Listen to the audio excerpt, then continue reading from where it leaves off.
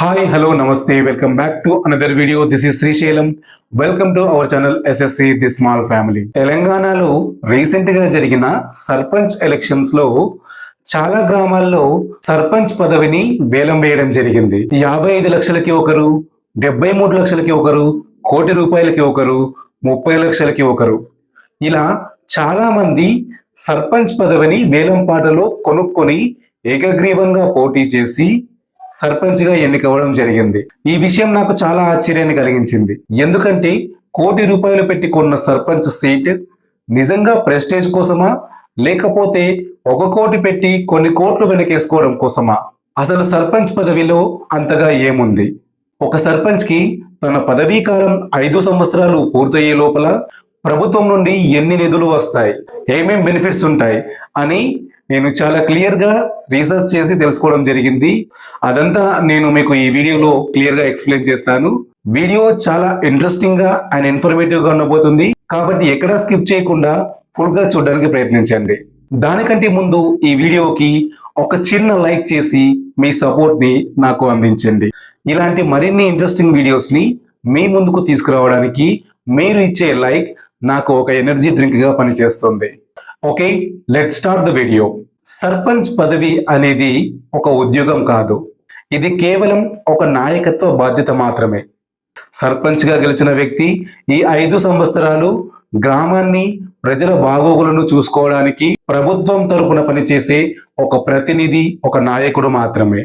ముందుగా సర్పంచ్ యొక్క శాలరీ గురించి తెలుసుకుందాం.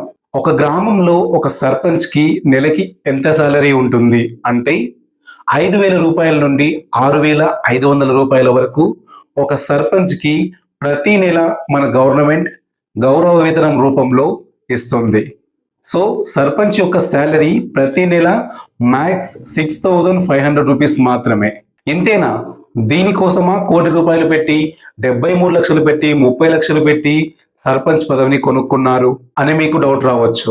ఒక వ్యక్తి ఒక గ్రామానికి సర్పంచ్ గా బాధ్యతను స్వీకరించినప్పటి నుంచి పదవీ కాలం పూర్తయ్యేంత వరకు అంటే 5 సంవత్సరాల వరకు ప్రతి సంవత్సరం మన రాష్ట్ర ప్రభుత్వం ఒక్కో గ్రామ పంచాయతీకి సంవత్సరానికి దీన్ని ఎలా కౌంట్ చేస్తారు అంటే ఒక గ్రామంలో ఉండే పాపులేషన్ జనాభాను బట్టి, అలాగే గ్రామం యొక్క విస్తీర్ణం అంటే ఆ గ్రామం ఎన్ని ఎకరాల్లో ఉంది, ఎంతవరకు నిధులు అవసరం అనే దాన్ని బట్టి ఒక్కో గ్రామానికి ప్రతి సంవత్సరం 5 సంవత్సరాల పాటు ప్రతి సంవత్సరం 20 లక్షల నుండి కోటి రూపాయల వరకు, ఎస్ మీరు వింటుంది నిజమే, 20 లక్షల నుండి కోటి రూపాయల వరకు ప్రభుత్వం నుండి నిధులు రావడం జరుగుతుంది గ్రామ పంచాయతీ కార్యాలయానికి.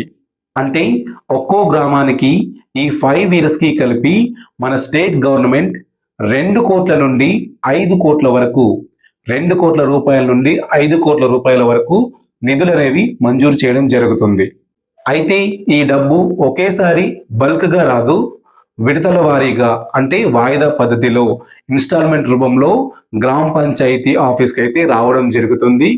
కానీ 5 years లో ఎంతైతే బడ్జెట్ ని గ్రామ పంచాయతీకి కేటాయించారో అది మన స్టేట్ గవర్నమెంట్ ఖచ్చితంగా ఇచ్చి తీరుతుంది. ఒకవేళ మధ్యలో ఏవైనా ప్రాబ్లమ్స్ ఉంటే సర్పంచే స్వయంగా వెళ్ళి ఎంపీడీఓకి, కలెక్టర్కి అర్జీ పెట్టుకొని తమ నిధులను మంజూరు చేసుకునే హక్కు సర్పంచ్కి ఉంటుంది. ఈ డబ్బు మొత్తాన్ని ఎలా ఖర్చు చేయాలి, ఏ ఏ అవసరాలకు వాడాలి అంటే గవర్నమెంట్ నిర్ణయించిన రూల్స్ ప్రకారం రోడ్లు వేయడానికి, రోడ్ కన్స్ట్రక్షన్, మురికి కాలువల నిర్మాణం, డ్రైనేజీ వ్యవస్థ, వీధి దీపాలు, స్ట్రీట్ లైట్స్, ఇంకా పచ్చదనం అంటే మొక్కలు పెంచడం లాంటి కార్యక్రమాలు, పరిశుభ్రత, పారిశుద్ధ్యం అంటే ఊరిని క్లీన్ గా నీట్ గా ఉంచుకోవడం, నెక్స్ట్ త్రాగునీరు అంటే వాటర్ ట్యాంక్స్ కట్టించడం లేదా ఉన్నవి రిపేర్ చేయించడం, పైప్ లైన్స్ వేయించడం ఇలాంటివి. నెక్స్ట్ మెయిన్ థింగ్ ఏంటంటే ఉపాధి హామీ పథకం.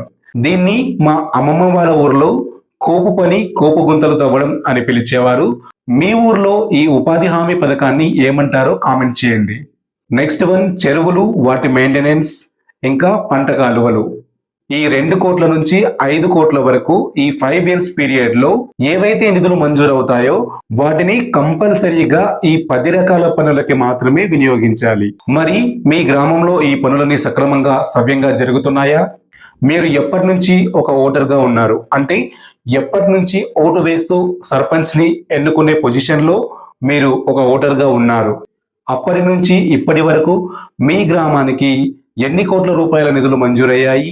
వాటితో మీ గ్రామంలో ఏ అభివృద్ధి జరిగింది అనే విషయాలు మీరు ఆలోచించగలిగితే మీకు ఖచ్చితంగా ఒక క్లియర్ వే అయితే కనిపిస్తుంది. ఎంతవరకు డెవలప్మెంట్ జరిగింది, ఎంతవరకు నిధులు మంజూరయ్యాయి, ఆ నిధులు ఏమయ్యాయి అని చెప్పి.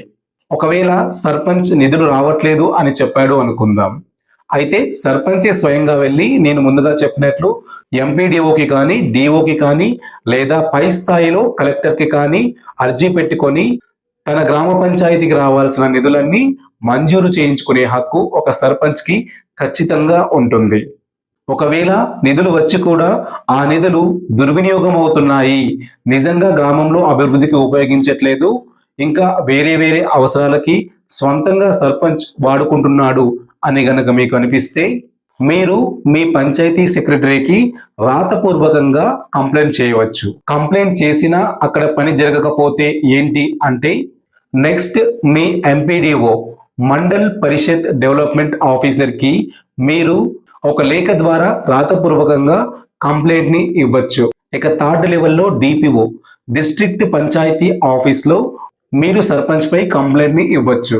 ఇంకా ఫోర్త్ లెవెల్ అండ్ హై లెవెల్లో కంప్లైంట్ ఇవ్వాలి అనుకుంటే మీరు నేరుగా మీ జిల్లా కలెక్టర్ దగ్గరికి వెళ్ళి రాతపూర్వకంగా కంప్లైంట్ అయితే నమోదు చేయవచ్చు.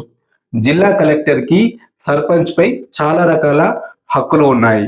అవసరమైతే సర్పంచ్ పదవిని సస్పెండ్ చేయడానికి, తొలగించడానికి గవర్నమెంట్కి సిఫార్సు చేసే అధికారం కూడా కలెక్టర్కి ఉంటుంది. ఏదైనా పని చేయడానికి, మీ పని జరగడానికి అంటే ప్రభుత్వం తరపున మీకు ఏదైనా పని జరగడానికి సర్పంచ్ని మీరు ఆశ్రయిస్తే సర్పంచ్ కనుక డబ్బులు డిమాండ్ చేసినట్లయితే, లంచం అడిగినట్లయితే మీరు ఆన్లైన్ ద్వారా కానీ లేదా నేరుగా ఫోన్ కాల్ ద్వారా కానీ ఏసీబీ యాంటీ కరప్షన్ బ్యూరోకి కంప్లైంట్ చేయవచ్చు. కానీ గుర్తుంచుకోండి, వీళ్ళ ఎవరికి కంప్లైంట్ చేయాలన్నా కూడా మీ దగ్గర పక్కా ప్రూఫ్, పక్కా ఎవిడెన్స్, ఆధారాలు ఖచ్చితంగా ఉండాలి. ఒకవేళ సర్పంచ్ అనే పర్సన్ పెద్ద మొత్తంలో నిధులను దుర్వినియోగం చేస్తున్నా లేదా సర్పంచ్ పదవిని అడ్డం పెట్టుకొని మిమ్మల్ని బెదిరిస్తున్నా మీరు డైరెక్ట్గా పోలీస్ స్టేషన్లో ఎస్ఐ స్థాయి నుంచి ఎస్పీ స్థాయి వరకు ఎఫ్ఐఆర్ నమోదు చేసి కంప్లైంట్ని రిజిస్టర్ చేయవచ్చు. ఇవన్నీ గ్రామాల్లో నివసించే మీ హక్కులు.